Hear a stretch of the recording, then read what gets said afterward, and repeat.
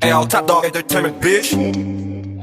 Lagi dati binabata lang, ngayon ako din yung katimbang. Sinabihan ako dati na ako di ka pwede. Nangarap lang sa kalye, nagbabaka sakali na makuha aking hangarin. Mapagbigyan sana'y palarin, laging doble kara, nakatingin sa tala. Kasama kababata, di nagantay biyaya.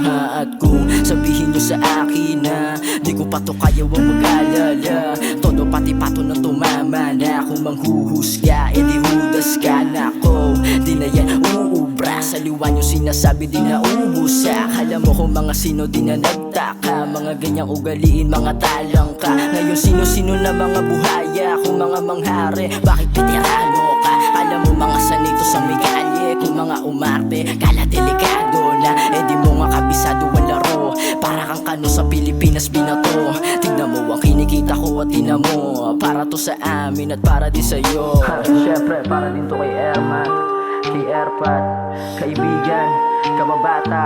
Lahat ng sakripisyong ginawa, alam yun di ko mahulad, kumahog hanggang magkatunog ha. Yung naniwala na lang inspirasyon siya, kada tatamaling ha. Yeah.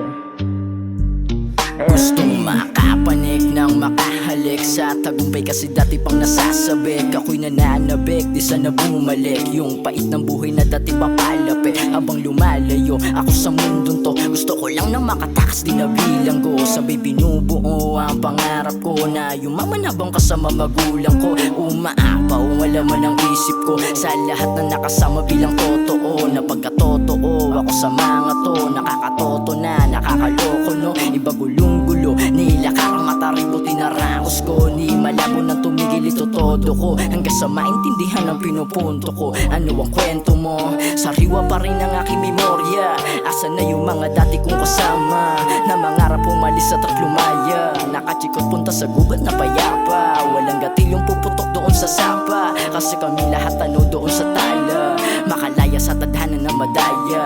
Kuminang parang bituin kahit banayad.